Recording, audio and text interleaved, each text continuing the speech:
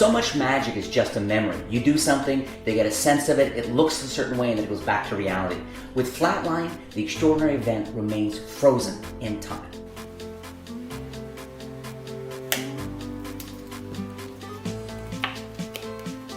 It's something they just handled. Then a moment later you do something extraordinary with it, and then you hand it out. I've done so many different things with the marker. I've crushed it under a bottle of water or a Coke can. I've slipped it into my wallet and crushed it that way.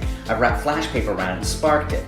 I've used it to reveal selected cards. I've used it to introduce my business card. Some people find a crushed marker hilarious. They laugh and they can't believe it's like a sight gag for some people. For other people, it's a total mystery. It's something absolutely inexplicable. Probably my favorite effect to do with the Flatline gimmick is a variation of the light zig card stab. Because I can take the marker, jab it in, find one thought of card or two thought of cards, and then beautifully cap the impossible moment by then revealing that when I jabbed it in, I also somehow, impossibly, flattened the end of the marker. I'm also going to show you a bunch of handlings and presentations, including a sobriety test, which I came up with for working in bars, that uses the Flatline gimmick as a sobriety test for both laughs and also a great way to present the shocking ending. And for all of you who've been having fun for the last couple of years with all these smoke gimmicks that are now out in the market, you combine a bit of smoke with the Flatline gimmick and you have an absolute reputation maker, something crazy.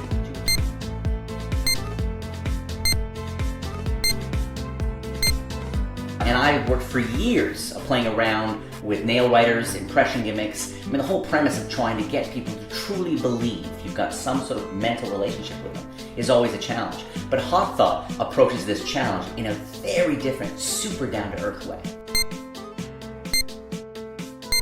I came up with Remarkable over 20 years ago, and I still use it in my stand-up shows. I mean, when you have a marker and you split it visually into two markers and then split it again into a third marker, it looks like real magic and it plays to everybody, even in a really large space.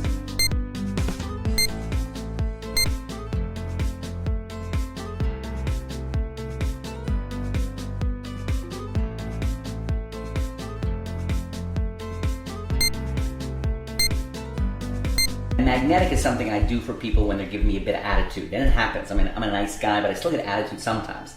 And so I'll do magnetic, which perfectly suckers people in with it. Starts in a very simple kind of almost beginner magic trick, but finishes with the cap so firmly stuck on the marker that there's no way even the strongest person in the room can remove the cap.